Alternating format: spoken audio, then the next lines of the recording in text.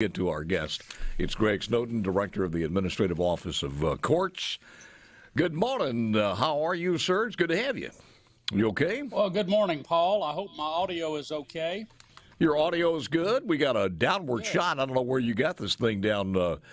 Did you staple this to the belly button or what? Yeah, well, it's actually on the table in front of me. As it turns out, the iPhone I have is the only one I have that has a phone jack in it where I can actually listen. I got you. I got you. So I was doing that for audio's sake. No, it sounds good. Everything is fine. Look, was really excited. You could say I look good. You didn't say that. I could say that. I really could say that. Let's get to the interview now. All right, that's good. Welcome. No, you look healthy. As a matter of fact, you've left the state legislature, and you did with most of your hair intact, and it's still I don't see a lot of gray hair, so you are looking good. Well, thank you. Notice he didn't return the comment to either one of us. Well, I can help you with the gray hair. I mean, Walgreens is just down the street. Threefoot Hotel, a tribute portfolio hotel. This is amazing, and I was reading a little bit of what you sent me as far as the history of this, Greg. And it was placed on the historic rolls quite a few years ago. But walk us through a little bit of the history. That was in the late one. 70s. The hotel was, well, it wasn't a hotel then. It was originally an office building. But the building was in serious deterioration at that time. I think perhaps early 90s, maybe late 80s were the last time anybody had an office in there. When I was growing up, you wanted to go to the dentist or see a lawyer or somewhere, you might go to the Threefoot building.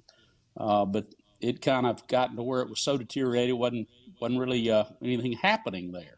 And then came the renovation, and now it's a wonderful new hotel. It was built by a German Jewish family, and it doesn't sound like Threefoot. So explain how it got Threefoot.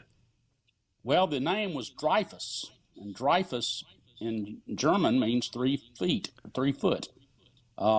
Dreyfus. And so when they came to America, they anglicized it to Threefoot. And it actually made Ripley's Believe It or Not back when it opened, Paul, because the deal was there's a skyscraper built on a 3-foot lot in Meridian, Mississippi, believe it or not. So how about that? It's kind of a play on words, but we made Ripley's Believe It or Not. It still is the largest or tallest building in East Mississippi. It is, and for a time it was the largest in Mississippi, the tallest in Mississippi, but it's still the tallest in East Mississippi, and it's kind of a landmark. Even people that just drive through and hadn't stopped will see the skyline and will notice the 3-foot building. So it's now, Greg, go ahead. I just say it's now worth getting off for sure. I mean, you got the Max, you got the Children's Museum, you got the MSU Riley Center, and now you have the 3-foot hotel. If you think about it, I was thinking of Clarksdale and several other cities out there where buildings seem to be springing up, 4, 5, 6, 10-story buildings in some of the towns, Hattiesburg, other places. And I'm wondering at that particular time it looked like everything was going gangbusters, and probably the same thing that happened to 3-foot in the city of Meridian. It was the Great Depression that stopped a lot of this. Well, that's correct. The building opened in 1929, and if you were to pick a single year in the last probably century and a half not to start a new business, it would have probably been 1929. And it never really reached its full potential, although it did become an office building and was open for many years. And it's always been a landmark, and it's just kind of a dream come true for people here in Meridian to have it back open in a whole new glorious existence now.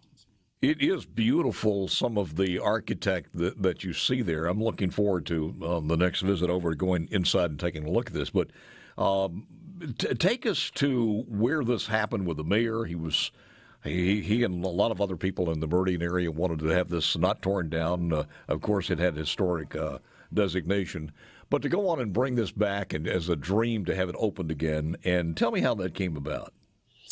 Well, the genesis of the building's renovation was in 2007 when John Robert Smith was mayor.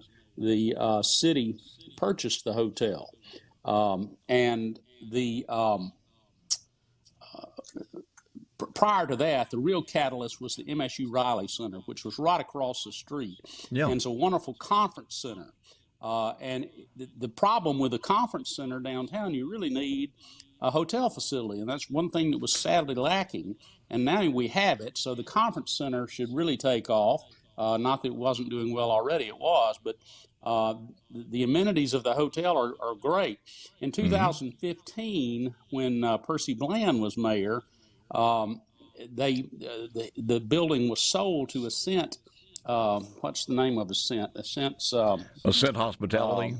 Ascent Hospitality, yes, of course. They were the developers. John Tampa, that's correct. And it was sold in 2015, and it's been a multi-year, project, obviously, to get it back up and running. And it opened last week and was at 80% capacity, I think, this past week, and it's just a wonderful thing. I think the only thing that the mayor said, it was on a napkin over dinner. A deal was done with Percy Bland, and the city of Meridian sold the building for $10,000. The stipulation that it must be a hotel, so there's no offices in there. It is all hotel. Describe a little bit what's in the hotel. There's some retail space on the first floor. Yeah, what's in the hotel? You have a restaurant on the first floor. Yeah. And then there's a bar on the 11th floor, I believe it is, the Boxcar, which has a vista of the city. You sit outside if the weather permits, and you can overlook the city. Is there a cost factor? Did they release a cost factor of how much it costs to get this thing reopened and the restoration and everything? I don't know. It was a private development. I know that, of course, they had were able to avail themselves of certain historical tax credits, both federal and state, for that sort of thing that encourages private development. But I don't know the actual number. But it was done correctly. I mean, you go in and you see the marble flooring still, the wainscoting, the Art Deco light fixtures from 19